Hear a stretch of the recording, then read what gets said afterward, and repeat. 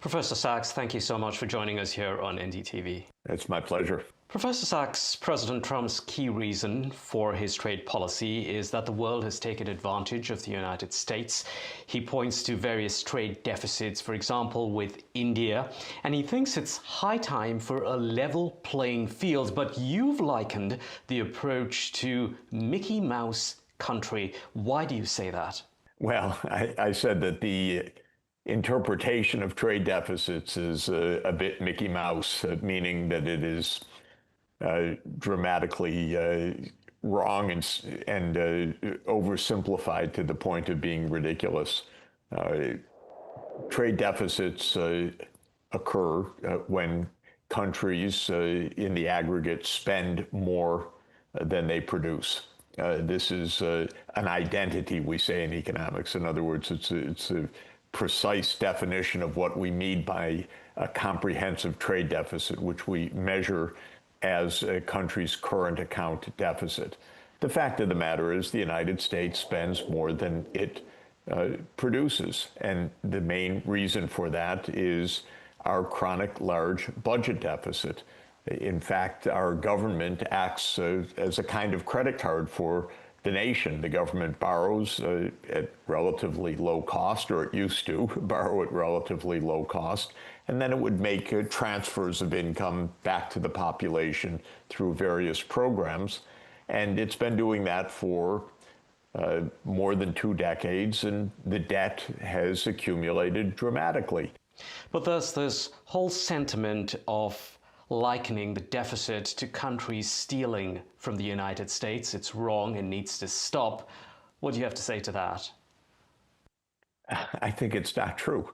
And interestingly, when the idea of reciprocal tariffs was first announced, the idea of the reciprocity was to be that the U.S. would calculate what other countries or governments are doing to U.S. goods, and the U.S. would do the same vis-a-vis those countries. That's what the term reciprocal was supposed to mean in reciprocal tariffs. When these reciprocal tariffs were actually announced, they had nothing whatsoever to do with reciprocity.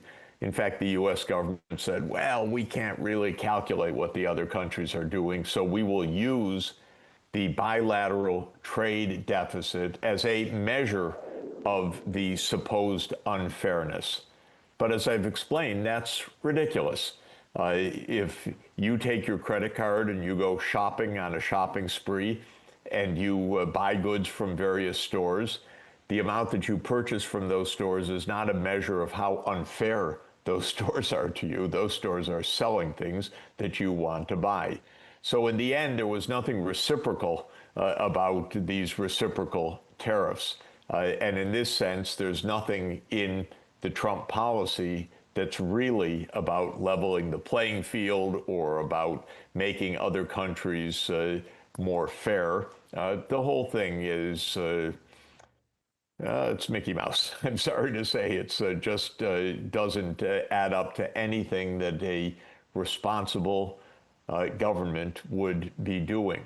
Now, these tariffs have also been blocked by the U.S. Court of International Trade, our specialized court that oversees trade policy. And this is not a surprise to me. I said from the first moment that these tariffs were not only a mistake, not only wrongly justified, not only not likely to have effects, but also, I said from the beginning, illegal. In other words, an exercise of power that was not consistent with the rule of law. The courts see eye to eye with that interpretation as well. So there's a good chance that these tariffs will never be imposed, whether the White House wants it or not, because the courts will block it. Of course, we're in the middle of that legal process right now. Professor Sachs, one of many countries trying to strike a trade deal with the US is India. Some news reports suggest that New Delhi has toughened its stance as it works to strike a deal more favorable to India. Now, you've said do not allow Trump to play India. How much leverage do you think India has at this juncture, given that the US is its largest trading partner? Well, the first point I would say about the U.S. economy is that it is large, but not a dominant or overwhelming part of the world economy, and a large but not dominant part of the U.S. The world demand for exports, whether from India or any other country. So I think the tariffs are harmful to India as they are also to other countries and to the United States. So I don't think that they're insignificant, but I would not let a national policy be overwhelmed by them. I think India is trying to assess where things are. If I were in the Indian position, I would be actively pursuing a diversification of markets. India is a large, important, fast-growing economy, one of the world's major economies. It should have markets all over the world. Again, let me stress something not so popular in India, but I insist on it all the time. India and China should have good trade relations. India should definitely be pursuing ASEAN right next door, which is very important in Southeast Asia. India should be expanding its reach in the African Union countries. After all, just like India, the African Union is 1.5 billion people, albeit poor on average, but the African Union economy, now a continental free trade area, will be a very large market for India, and India has a lot to export to Africa, especially around digital technologies. So I think it's extremely important for India not to lose sight of the overall world market and to be at least as active, more active, in fact, in pursuing other markets as it is in trying to find reasonable terms with the United States. I don't think India wants to make an enemy of the United States, by no means, but India does not have to give in to outlandish U.S. unilateral demands, just like no other country should. Professor Sachs, you expect India to become the second largest economy in the world in about 10 or 15 years. How are we going to get there? There's a general principle of economies today, which is that economies that are relatively poorer than other economies have the opportunity to grow relatively faster. A very structural situation we call conditional convergence. The reason is simple. India is poor today because it has less capital per person than the richer countries, and less capital in three senses. First, in human capital, meaning that India's educational attainments on average in the population should be higher. There should be more years of schooling on average. Younger people, of course, are much better educated than their parents' generation and much, much better educated than their grandparents' generation. That extent of educational upgrading should continue rapidly. India needs infrastructure, more in the power sector, more in the transport sector, fast rail, fiber, of course, other parts of infrastructure, social infrastructure such as social housing and so forth. There's a lot of investment to be made in India in the next 20 years. Very high return investment. And then, of course, there's the business sector. The business sector cuts across all of the economy: agriculture, mining, construction, industry, services. So there's going to be a boom in many sectors of the Indian economy. So when I say that India will become the second largest economy. First, I'm referring to the fact that India will be the #1 economy in terms of population in the world. And that population is going to be having rising income per person. And when you take that large population and rapidly rising output or income per person, that means very substantial economic growth. India is on that path right now. It's achieving economic growth of around 6% per year. It could be a bit higher. I think India could grow at 7% per year consistently. That means a doubling of the economy every 10 years. You do that 30 years and you're 8 times larger as an economy. India could even grow faster than that, given the rapid advances in digital technologies in which India is playing a very dynamic part. So all of this is to say, I'm very optimistic about the Indian economy. It will be a world-leading economy integrated with all other parts of the world economy. Professor Sachs, let's turn back to an economy that has you worried, the United States. Now, the Fed, the central bank, in its latest minutes of their meeting have warned of an increasing recession risk. The US has seen recessions before. What do you see different this time around as far as the impact on the rest of the world goes? Well, first, we're having a self-inflicted recession or economic crisis. The economy was not heading for a downturn before all of the uncertainties and instabilities of recent weeks took hold. These are uncertainties that are causing the Fed and private forecasters to revise their estimates. They've also caused a downturn, albeit with ups and downs, in consumer sentiment. There's just a tremendous amount of uncertainty.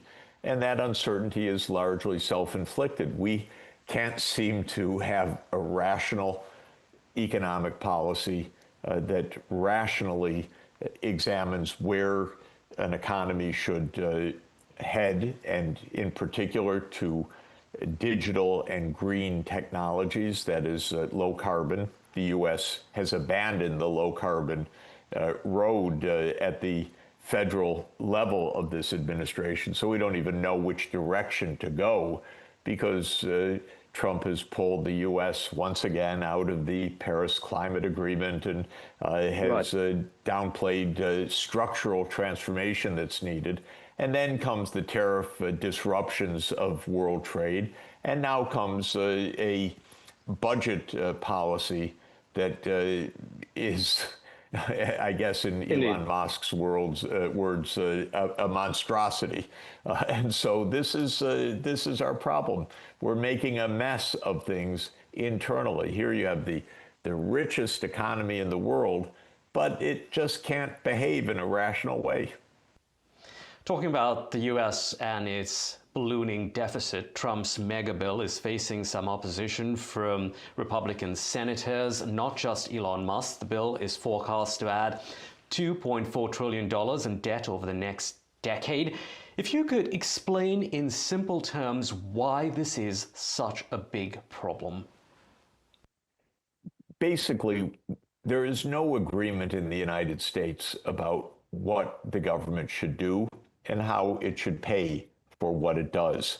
And the result is that we have a chronic situation where the government at the federal level takes in about 16% of gross domestic product and spends 22 or 23% of gross domestic product. That gap is our deficit of about 6 to 7% of GDP.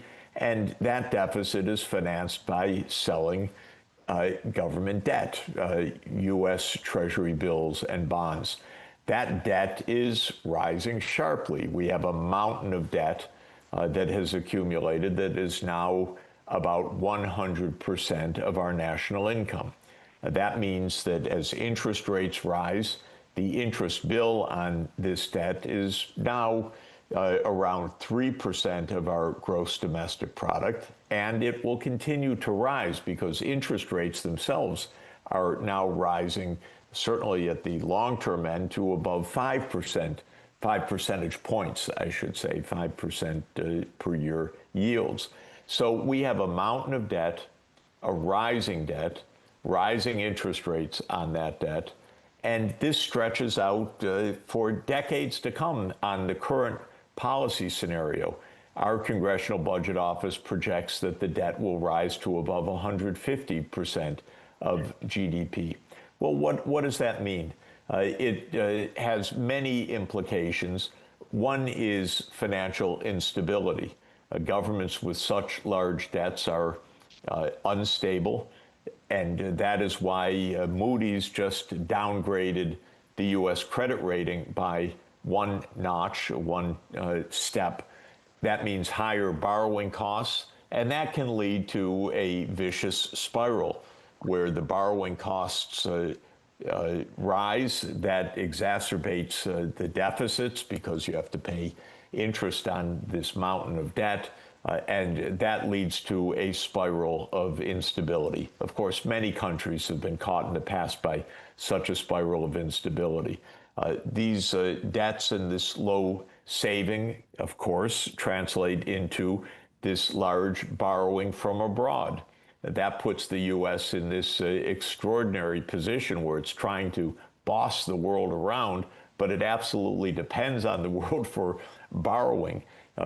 China is one of its major creditors, and yet it wants to have an economic war with China. It's mind-boggling to go to war with your creditor this way.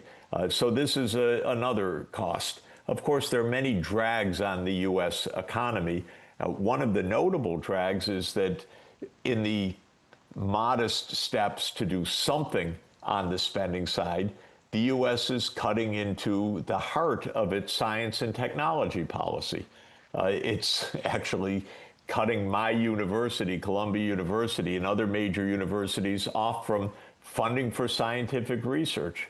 Mind-boggling. Of course, that's cutting your artery of innovation policy, which is the lifeblood, in fact, of rising living standards through improved technology. So there's so many things wrong with having a government that overspends chronically and in which there is not an honest debate and then a resolution. What should we spend on and how should we finance it? We don't have that kind of agreement in the United States. Let's talk a little bit more about U.S. education. Now, Professor Sachs, you teach at an Ivy League institute, Columbia, as you mentioned. This week saw Trump escalating his attack on Columbia. We've seen the fight with Harvard get uglier and uglier. What do you predict happening with America's elite institutes? Will it really be worthwhile for students from all across the world, including India, to risk studying at these universities given this chaos? It's chaos. I call it America's cultural revolution. Of course, recalling the absolute instability and self-inflicted harm of China during the 1960s when the major universities were basically closed down. And this administration, again, lawlessly, in my view, without authority, without the rule of law, is on a warpath. Now, when Trump issues such proclamations from on high, most of these are utterly illegal, without due process, without legal authority. And so Harvard runs to the courts and gets a judge to say, no, the administration can't do that. Of course, then a lot of long-term litigation ensues. Columbia, my university, hasn't run to the courts. It's tried to play nice with the administration. You don't get very far with this administration playing nice. It goes back to the trade negotiations also. From Trump's point of view, if you play nice, it means you're weak. It means there's something more you can exploit.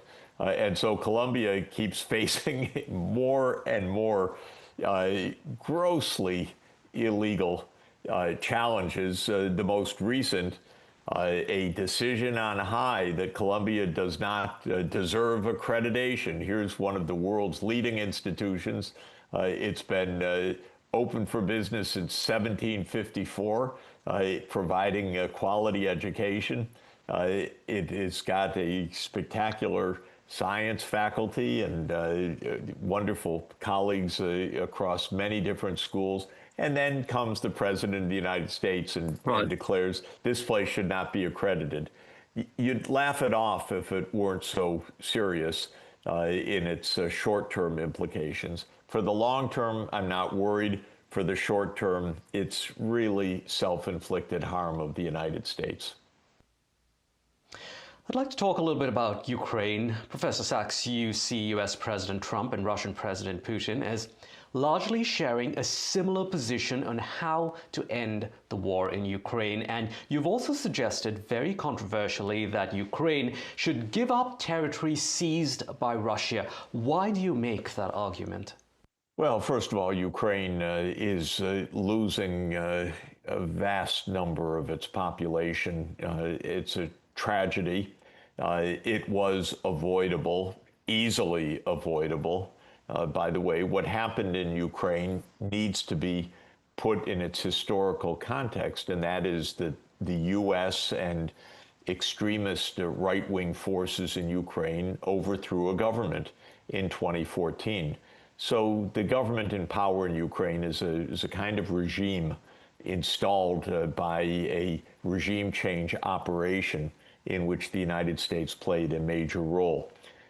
These regime change operations of the United States are a core part of U.S. foreign policy that are absolutely destructive and insidious. The U.S. has overthrown dozens and dozens of governments. It almost always ends badly, as is the case in Ukraine. Why did the United States conspire to overthrow the government in Ukraine in February 2014? Because that government of Viktor Yanukovych had the temerity to want neutrality for Ukraine, which is the only sensible policy for a country in Ukraine's geography. That is, Ukraine sits between Western Europe and Russia, and that means that it's really in between a U.S. Military alliance and Russia. Professor Sachs, as we wind down our interview, while you grow increasingly despondent with the United States, what gives you hope in the world at this juncture? Well, here's the thing. The United States is 335 million people. You know, that's not so large from India's point of view. U.S. is 4.1% of the world population. The European Union is about 450 million people. You put the U.S. and European Union together, you have 800 million people, and that's 10% of the world population. We shouldn't let the mood of the 10% of the world population tell us the picture of the whole world, because it's not the picture of the whole world. The Western world is a world in crisis and a world that psychologically is having a hard time coming to grips with Russia being a great power, with China being a great power, with India becoming a great power.